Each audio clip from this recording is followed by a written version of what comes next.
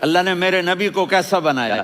ایک بدو عورت ہے، ان پڑھ عورت ہے، ام معبد الخزاعیہ، وہ میرے نبی کا حلیہ بتاتی ہے. آپ کو ترجمہ کر کے سناؤں گا، لیکن آپ الفاظ کا ردم اور الفاظ میں میوزک وہ آپ سب محسوس کریں گے.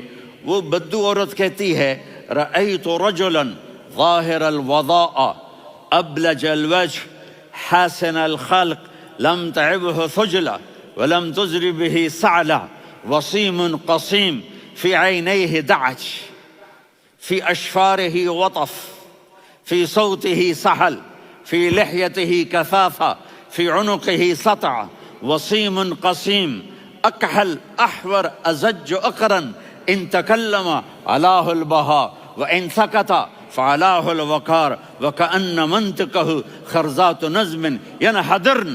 اللہ، پتہ چلا کہ الفاظ کا ردم. وہ کوئی بولو تو صحیح،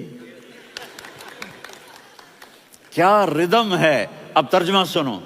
وہ کہتی ہے اپنے خامد کو کہ ابو معبد، ایک شخص آیا تھا، مجھے یوں لگا جیسے 14ویں کا چاند کپڑے پہن کے زمین پہ اتر آیا ہو.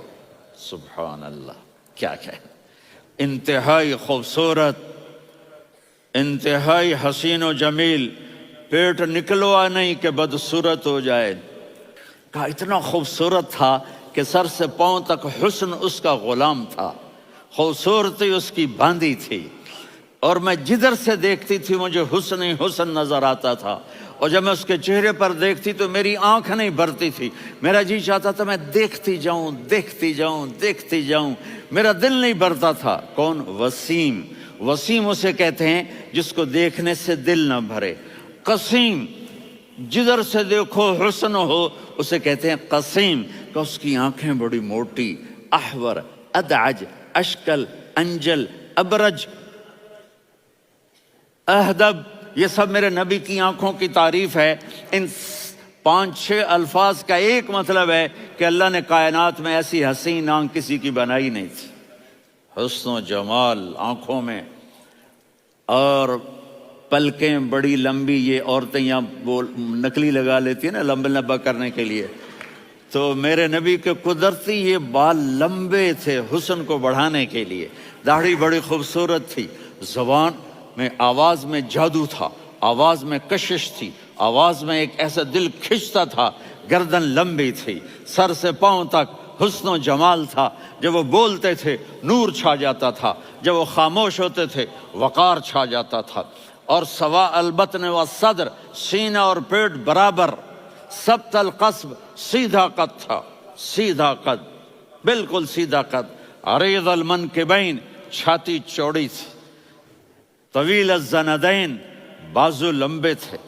رحب الراحہ، یہ ہتھیلی بڑی چوڑی تھی. چوڑی ہتھیلی سخاوت کی نشانی ہوتی ہے. رحب مسیح القدمین، پاؤں اتنے نرم تھے لگتا تھا اس پر تیل لگا ہوا ہے، اور پانی اس سے یوں نیچے چلا جاتا تھا. اور یمشی تکفین، کندھے جھکا کے چلتے تھے. اللہ اکبر.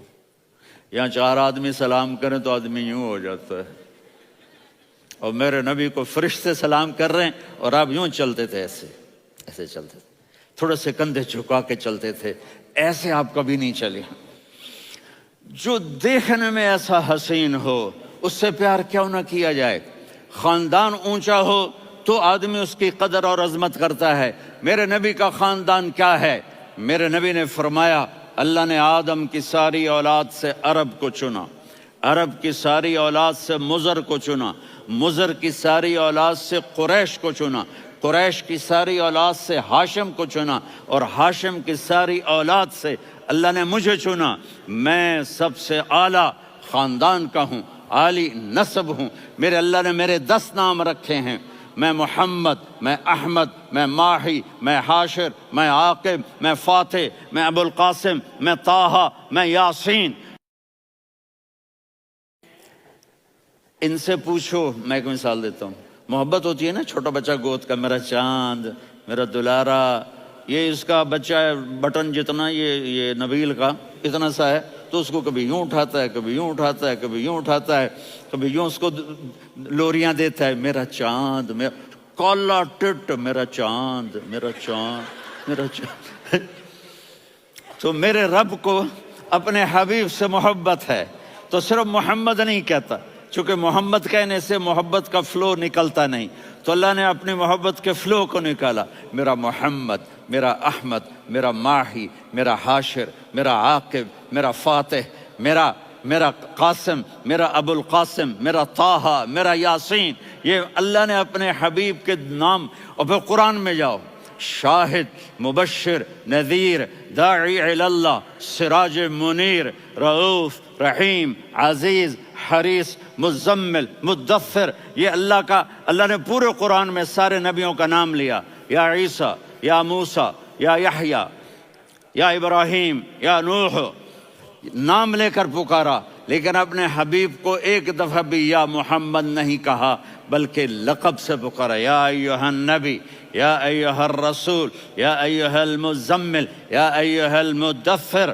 میرے رب نے اپنے حبیب کو ساری نسلوں میں سب سے عالی نسل بنایا۔